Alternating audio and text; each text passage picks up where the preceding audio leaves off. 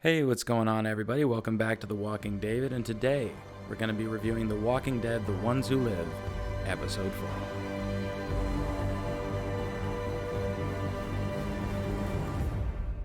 Well, you guys, this episode occurred.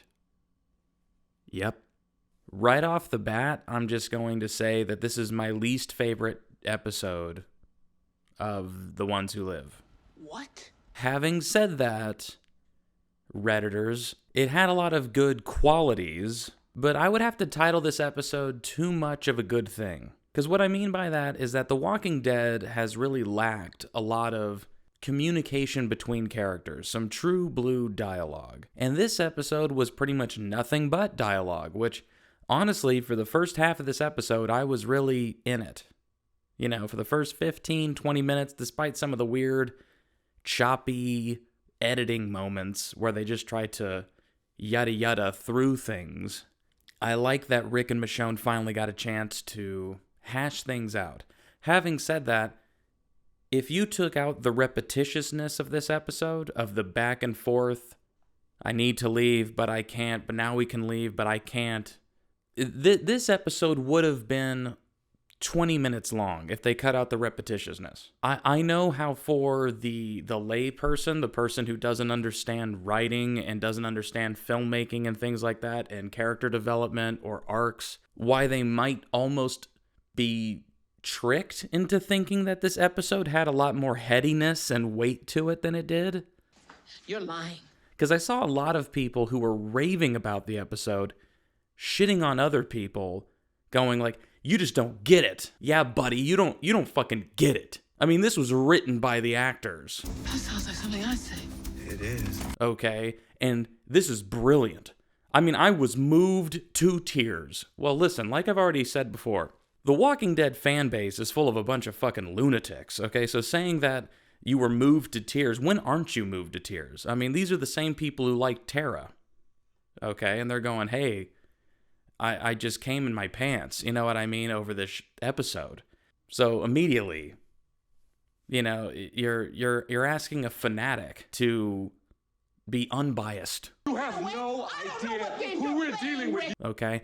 But the reason you're watching me, all 5 of you, the reason that you're watching me is because I give you actual opinions. Okay? Even at the risk of losing 3 of you, 3 of those 5 people in the discussion, okay? Like, at least I'm having an honest discussion with you. You saved our lives. Now, this is not going to be me just shitting on the entire episode. I don't want you to think that that's the case. So stick around and hear my thoughts, and if you disagree, let me know in the comments. But don't just, like, write off what I'm saying because I didn't give it immediately a 10 out of 10, okay? No episode's probably going to be a 10 out of 10. But that goes for like any show. I don't know most shows that I would give a 10 out of 10. You might give them in the high 9s, but nothing's perfect. They can be very close, but nothing's perfect.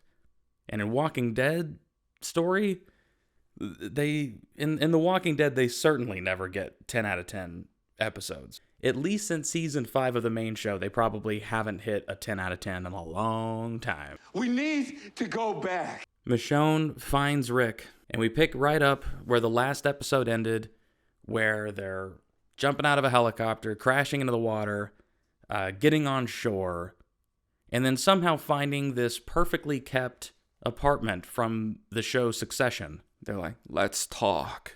I wish I could do a Michonne impression, but, you know, I'm sure I'd get canceled. Toot sweet, if I tried. My Michonne impression is this. It's a lot of, "We have to go." It's kind of like an owl, like me doing an owl impression. Here's the thing.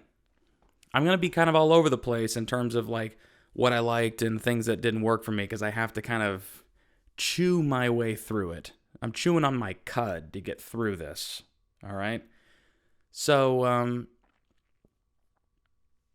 that's a thing, right? Chewing on your cud? I'm asking you, YouTube audience. I don't know. Anyways, leave it in the comments if you disagree.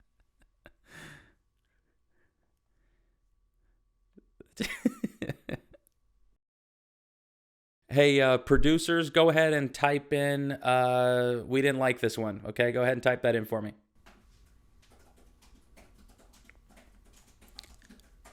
No, didn't. Go back and put not, but capitalize it. And underline not.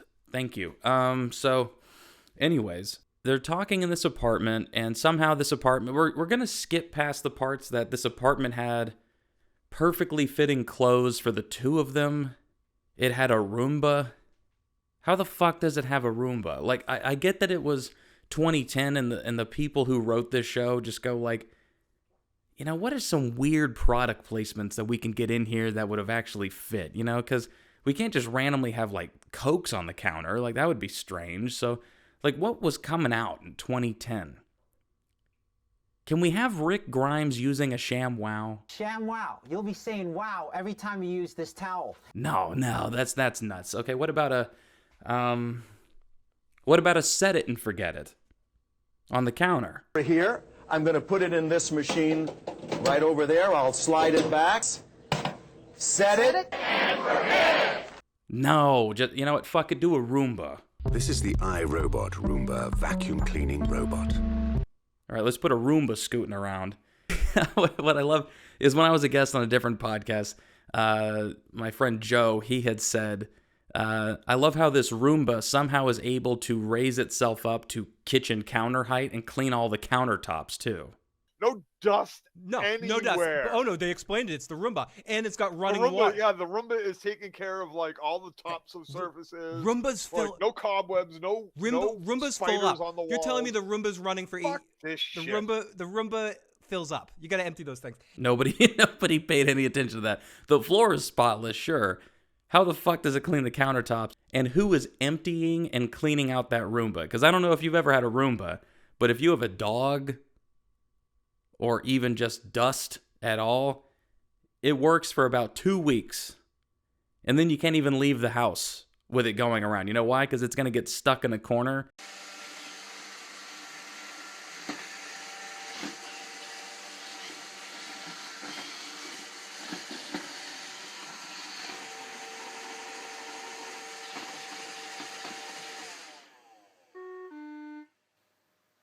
Error. 1. Left. Move Roomba to a new location. Then press clean to restart. You know what I mean? It's just going to get stuck. It's going to get stuck on a carpet lip. You're going to come back and it's not going to work, and it's because your cat was riding it. Good girl. Good girl. Her loves to ride.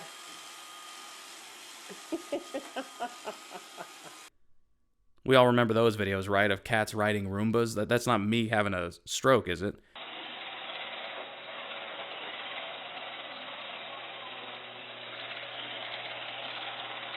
Hey, Lincoln.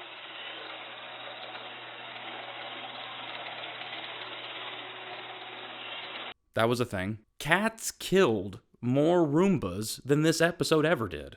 Also, they're stupid as fuck. Having said that, I did have a Roomba. This is how I know that they die. And it didn't have to go to the apocalypse. It just had to live with me for a bit. Same diff. I mean, fuck. It's so repetitive. It's going to feel like this episode and this review is super, super fucking short until the very end. Michonne is trying to convince Rick to come home, and Rick is just traumatized and can't convince himself that it's okay to leave. You think I didn't want to be with you? I tried everything. And they're having this back and forth where Rick basically, he doesn't even want to hear what Michonne is saying because he just can't accept it. He's like, you know, we have to go back. We need to go back. We just have to because Jadis has this file that says where we live, and she told me that. And basically, Rick doesn't realize that he might just be getting played by Jadis, like he always has been played by Jadis. But he's in no position to question it because she is in such a position of authority at the CRM that it would be stupid to not believe that she would do something like this. Rick was kind of her mission. I wouldn't be shocked if she really did have to take action if he ever were to leave. Kind of like Okafor. Okafor said that it was his mission was Rick. Anybody's mission it is to keep Rick Grimes in the CRM is just marked for death. So, you can't keep a good man down.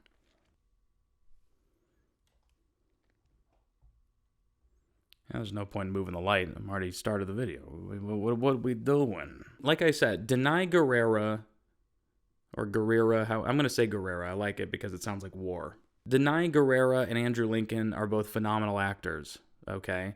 And they are captivating to watch on screen. Making her let you go, I got that much at her. You want me to go? I want you to live. And definitely you can tell that Denai had some input into the writing because it felt more natural, you know what I mean? There was less, not 100% less, just less Gimple speak in this episode. And that's good. Here's the thing, though. I don't see that from Rick's side of the conversations. I still feel that Rick's side of these conversations between Rick and Michonne are heavily Gimple-coded, as the kids would say. This is not you, Rick. This isn't me, how? This is what I need to do to keep you safe. The only time I feel safe is when I'm with you. We don't have to be afraid, Rick. Yes, we do. So that's what I tell your son? That his father didn't want to know anything about him because he was so afraid. I'm not the brave man. That doesn't mean that Andrew Lincoln doesn't do a hell of a fuck ton with that dialogue. Better than a lot of actors probably could, to be honest with you.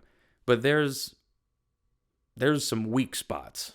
The worst part about this episode is the back and forth nature of convincing Rick to go. He tells her to leave. He basically tells her, fuck you, we're done, forget about me, I'm going back even if you don't, okay? Or we're going back together or I'm going back, but I'm not leaving with you.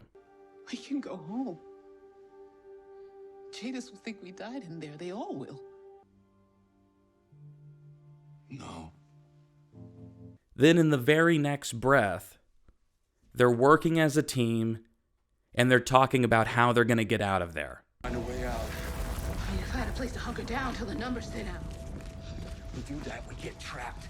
We can't breach from this hideout, even if it's a defensible position. I don't even have a weapon, Commando, so how are we supposed to get past all those walkers? Goddamn defensible position. Commando, really? And then the very next breath, Rick is turning around going, I'm not leaving with you. I'm going back, and we need to go back. And then Michonne's like, are you fucking kidding me? You have kids. And then Rick's like, kids? I thought I was only abandoning one child, and you're telling me there's more? And she goes, oh yes, there's more. And she tells him about RJ. And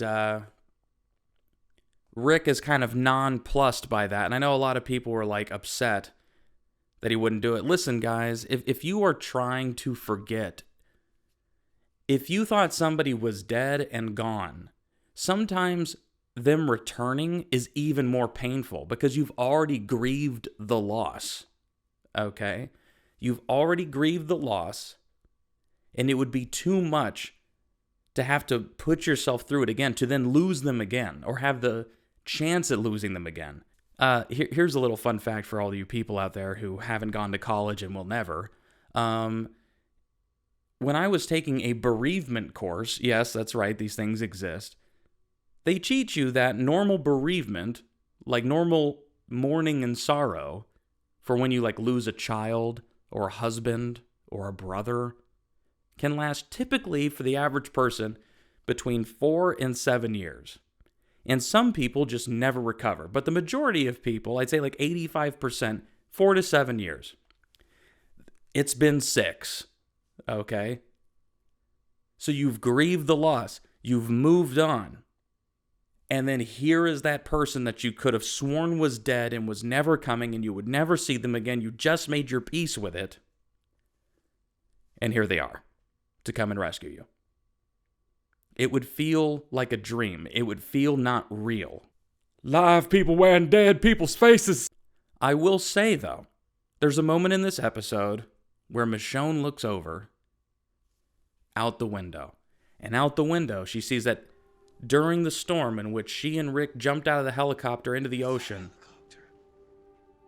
during that storm, the helicopter they were in crashed into the building adjacent to them. And Rick goes, "You saved our lives." And then Michonne makes the best point of the whole episode. It's gone.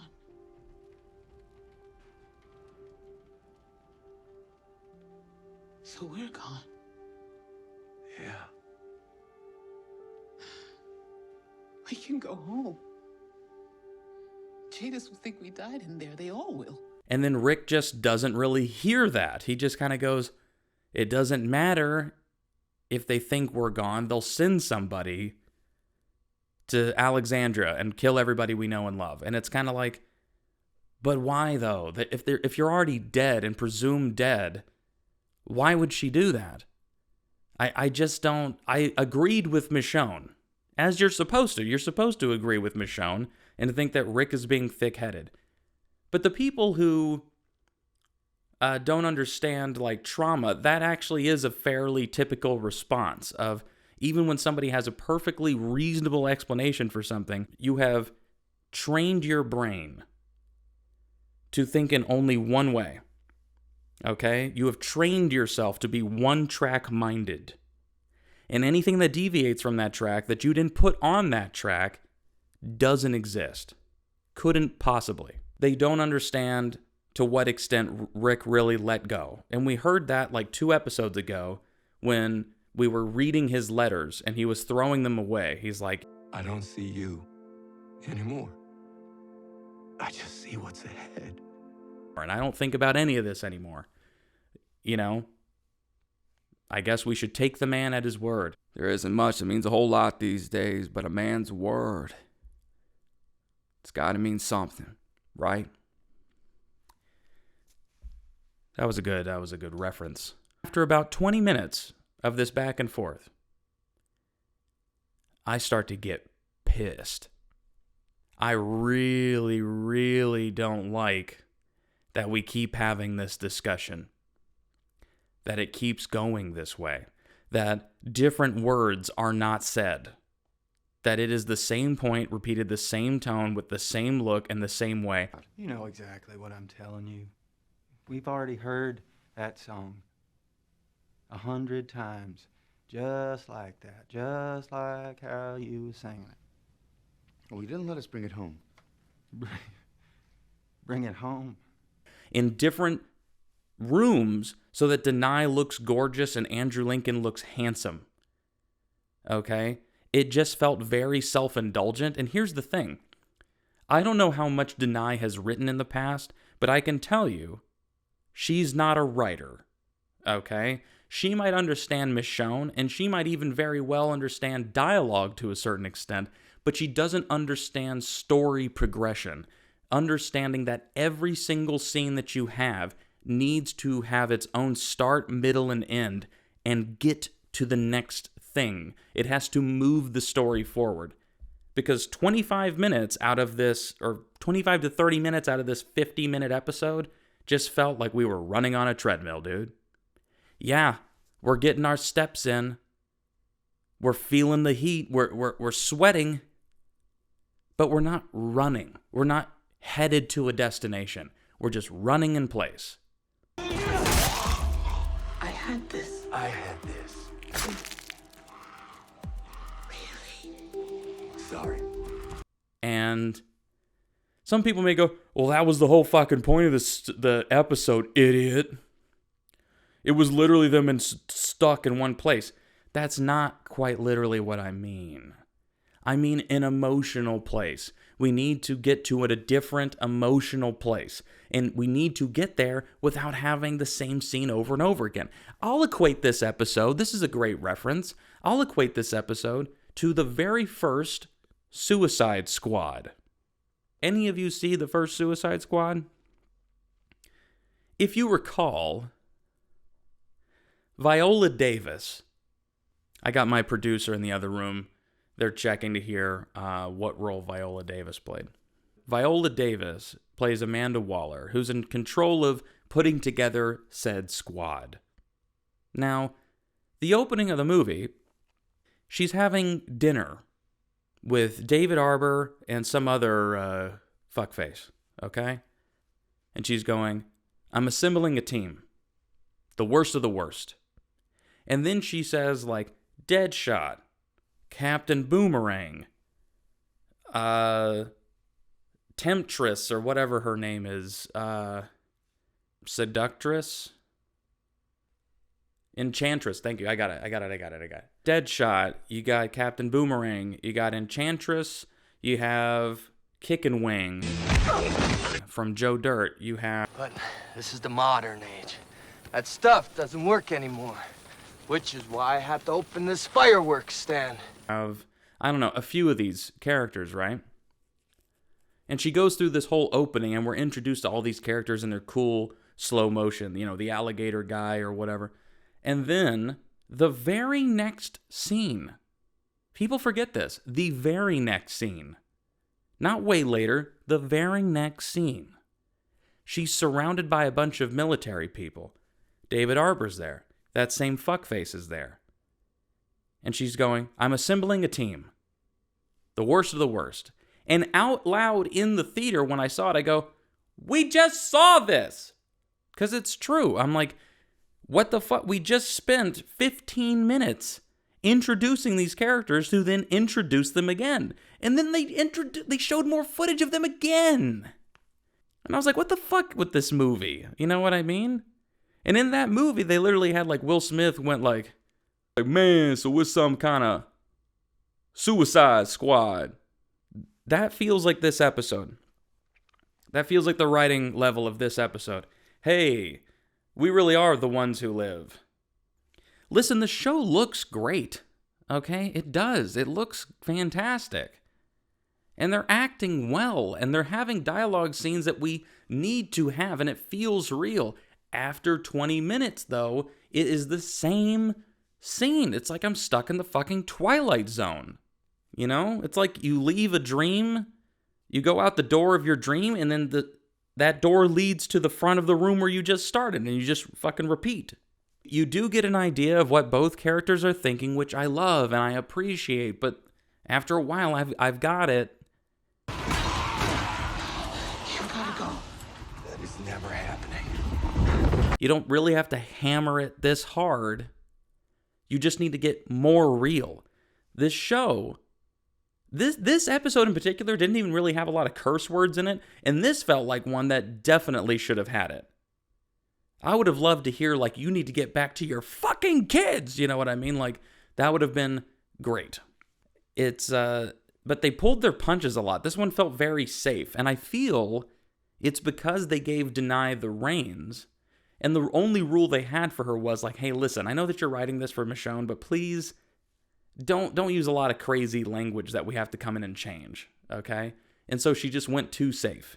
And she might not even curse in real life, like personally. So she just wrote it how she normally speaks. But hey, man, I get that she might have wanted to write an episode, but if she's trying to get like WGA credits or whatever, or just get some writing credits under her belt, bring in some punch-up writers and punch up what she did. I have a feeling that they still did, which is why Andrew Lincoln's dialogue still sounds like Scott Gimple's little hands are all over it. Okay? Because let's get to a scene. Rick and Michonne have sex. Somehow, through all this wishy-washiness and everything, they just want to jump each other's bones and have another kid that Rick can abandon. Rick has a panic attack. That wasn't his O face. Okay, that was him having a panic attack. and she is putting his hand on her heart and kind of getting him to match her rhythm, and then they just have passionate sex, okay? Good on you, Walking Dead. You have sex in your show. Not since Glenn and Maggie have we seen this much sex.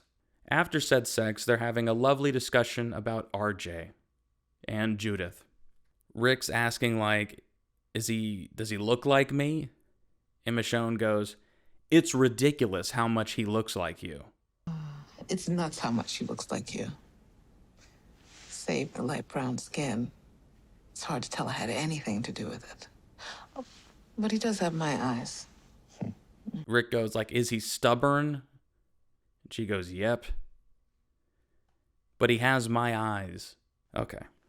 I'm gonna get into this, and I'm gonna say it again. Okay? Because until they show me a different RJ, I'm gonna use the one from the main show as my reference. RJ in The Walking Dead, the main series, is nothing like Rick. Nothing. He doesn't look like Rick. He doesn't sound like Rick. He doesn't look like Michonne either. He looks Pakistani. He doesn't look black, and he doesn't look white, and he doesn't have the same mannerisms, and he doesn't have any insight or any profoundness about him. I don't know. It's just everything surrounding the children of The Walking Dead is just terrible. They do not know how to write for children. And here's the thing. You shouldn't write for children. You should write them as adults, and that would seem more jarring. Because in the apocalypse, where you have had to literally kill to survive, you've starved, you've shit outside, you've cut the faces off of the dead and put it on your own face so that you could move through the horde of the dead, you should not talk like a child. You're a grown-ass man at 8 years old in the apocalypse, because you have seen nothing but this shit. She's my mom. Mom, there's no way you can ever be ready for it.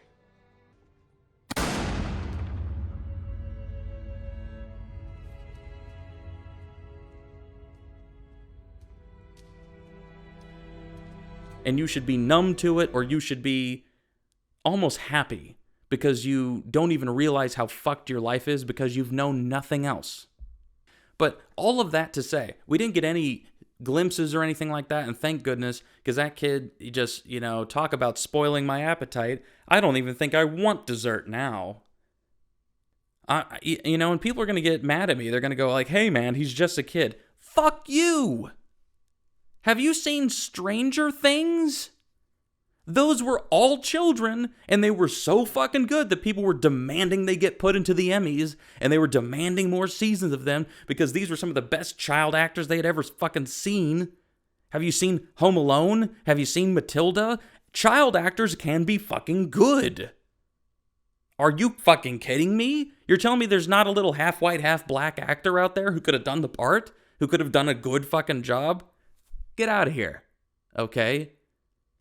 What are you, fucking 15 years old? To say like what all the young people say, go out and fucking touch grass, okay? Go kick rocks. You're delusional if you think that that's the best choice. That kid has got to be the friend of a producer's cousin or something like that. You know what I mean? There's always a reason that those kids get picked. Because let me tell you something. There was no way they didn't hold a casting call. And there was no way for the biggest show on AMC that they didn't have thousands of children to pick from. Thousands. You know what I mean? Off my soapbox. I just really hate RJ, man, and I just want you to know. So, stupid part of this episode where it seems like this is for the soap opera lovers out there. When Michonne is like, we're having a talk about this right now, and literally there's debris falling around them, like the whole building is about to collapse, because that helicopter from the CRM came and shot the CRM helicopter to destroy evidence of it ever being there. The whole building sitting on the edge of the cliff is crumbling, and Michonne's like, we're talking about this. There's a time and a place for everything. While the building is crumbling, while we're experiencing 9/11, I don't think we should be talking about this. And she's like, oh no, we will. The Roomba interjects because it's, stuck on a corner of a piece of carpet or something. It ran over a toenail and it got jammed.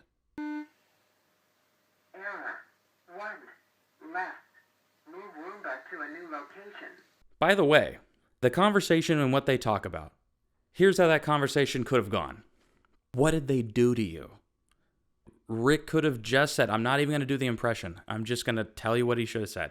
He should have just gone like, listen, I tried to escape. I cut off my hand. I did all of these things for you.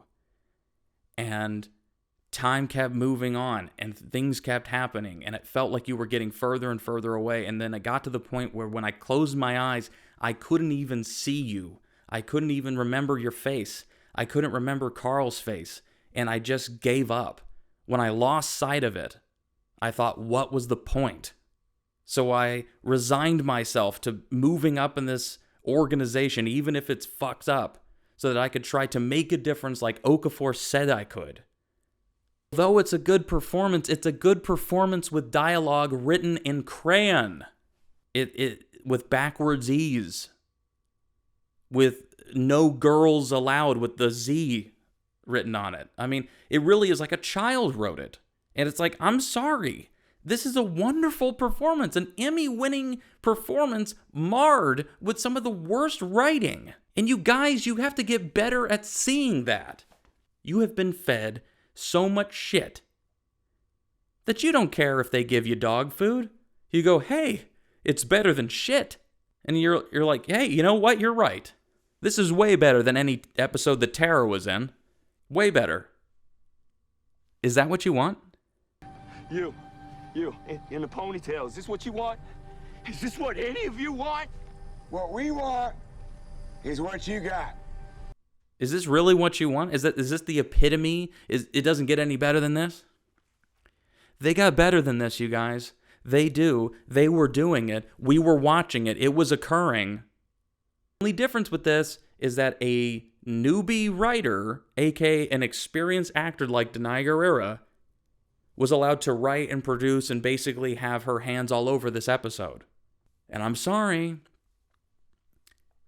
if you can't... I don't think this was Denai's doing. I think Rick's speech was written by Scott Gimple himself on the toilet, on his iPhone, and then he did the select button. He almost cut it. He almost deleted it by mistake. And he was really sweating it for 2 seconds. But then he went to his text and, he hit the marquee tool and he hit paste and thank God it popped up. Oh, thank God. But that's how I think that went down. I do not believe that was a really great scene. Wonderful performances marred by terrible dialogue in that scene.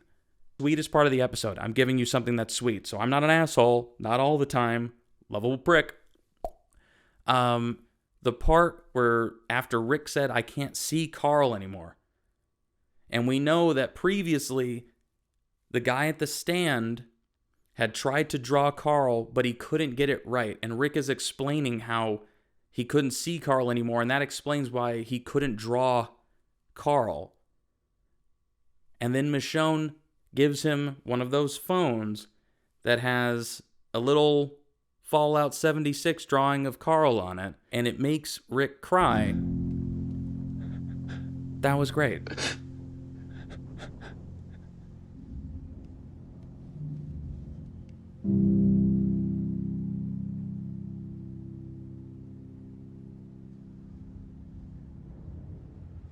If Carl were here right now, what would he say? That, folks, is what we call payoff. You set it up, payoff. They paid that off. And that was a lovely moment. And Andrew Lincoln did a wonderful job portraying that moment. And then immediately, remember, folks, it's dark outside. And the building is crumbling around them while we're having this heartfelt moment. Okay, so we gots to go. They say, let's go. And then hard cut, they are both completely in different outfits. They have their bags packed. It's daylight outside. And there's still debris falling down. So this building has been actively falling and crumbling for 6 hours? What? How? You saw the cracks forming in the floor and the ceilings, right? You saw the dust falling on their actual heads during the scene, right? How the fuck? Why even set up that the building is crumbling if you're not going to have the characters act like the building's fucking crumbling? Another moment that they paid something off. They're running. Rick has come around. They are running. I like the part where Rick went after her. Sorry, to go back. I like the part where Rick went after her. The part in the stairwell was a waste of time. Once again, treadmilling, having the same conversation, treadmilling. Good performances, not the actor's fault that time, but we're treadmilling. The writing is stale. We're not going anywhere. Okay, moving on. Weird set piece with a limited amount of actors. All right. Now back to present moment. So they're running. And because of what happened a couple episodes ago when we saw Michonne got mustard gassed, she leans up against the wall and is like, I need to catch my breath. And I was like, hey, some script supervisor somewhere went, hey, didn't she almost have her lungs completely ripped out by mustard gas? Wouldn't she be exhausted right here? Like, doesn't she need to catch her breath? Or maybe Denai was like, you know, you guys, I almost died, and it wasn't that long ago, so I would be winded right here. So let me be winded. Whoever's decision it was to do that, good on you. Thank you. Set up 2 episodes ago. Payoff. Thank you. Happily take that. Thank you. You know what I mean? It's like that stuff, that's what I need. That fills my belly. They get out. They run out of this building. And, I mean, talk about a deus ex machina. As the building is crumbling behind them, they find a hybrid. I just want to remind you people that, like, do you realize how uncommon hybrids were in 2010? You know how uncommon they were? That at no point, I think, over the entirety of The Walking Dead proper, did we ever see them hotwire a hybrid. But now they found one. There it is. There it is, you fuck. Not only is it a hybrid, it has multiple canisters of ethanol, labeled ethanol, in the back seat and in the trunk. And then Michonne just goes like, probably enough to get us home. And then Rick kind of drops the, you and me, we can do anything. And I'm like, man, look at all those things. Everything's just coming up Millhouse. Everything's coming up Millhouse. My goodness. I mean, talk about a coin flip that always lands on heads, baby. They didn't even try another car. There were other cars there. They didn't even try any of the other cars. Those characters knew. They had a gut feeling about that. They just hopped in a random vehicle and go, is there enough gas to get out of this show? Is there enough gas to get us back to Alexandria? Exactly? Oh, and it's a hybrid. Thank God, we were going to get letters. If we didn't get a hybrid in this show somehow, we were going to get letters. I mean, from all sorts of Walking Dead fans going, you know what, these fictitious characters are really, cluttering up the atmosphere, not driving hybrids around. How redonkulous. Rick should have looked over at Michonne and just gone, you silly goose. And then Michonne could have looked at him and gone, shut up, you jive turkey, because she's racist. I'm just kidding. She's not. I just wanted to say that.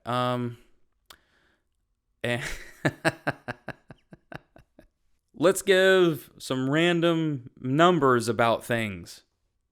The acting, 8.5 to a 9. Somewhere in there. Pretty good. The writing, sometimes 9, sometimes 4. And it averages out to like a 6.5. Okay? Sometimes 9, sometimes 4. 6.5. How it looks, great. Awesome. Love the look of it. Looks like a movie. Looks like Mission Impossible. Especially this episode. The outfits, the apartment, the repetitious dialogue, everything. It's very Mission Impossible. The overall progression of the story. Okay, I know I said writing, but I'm talking about writing in terms of where this puts us through the 6 episodes that we get. Like a 2. Okay, because it didn't give us, it gave us some, then it gave it too much, and then it didn't have anything else to give. And it just kind of petered out. The action towards the end could have been better.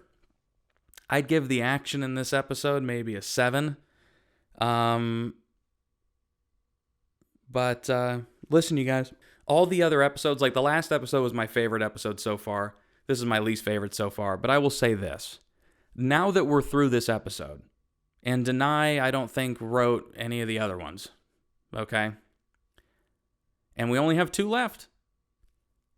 I'm really hoping that this show ends with a bang, that these next 2 episodes are just jam-packed with awesome shit, great storytelling, brilliant acting, a great look, lots of action, lots of shit going on, character development and resolution, mainly resolution because this is the part of the ship where we need to be coming into shore, okay? We're not heading out to sea. We need to be coming into shore, and we need to park this boat at the dock and park it close enough to where we all can safely get off, okay? Because otherwise, they're going to park it 20 feet short, and we're all just going to walk into the ocean. I would still say this show is averaging a B. This episode was probably high C territory, okay? Like I said, the things that I loved in this episode, I loved. But there were a lot of things that I disliked. And repetitiousness, when you only have 6 episodes, is just unacceptable. Unacceptable. So, if you made it through this slog of a review of mine, you're awesome, okay? You're true blue. Do you agree with me? Do you disagree with me? Leave it in the comments. I'm willing to hear you out. I want to hear what your opinions are. I've already seen other creators that I love have completely different views than me.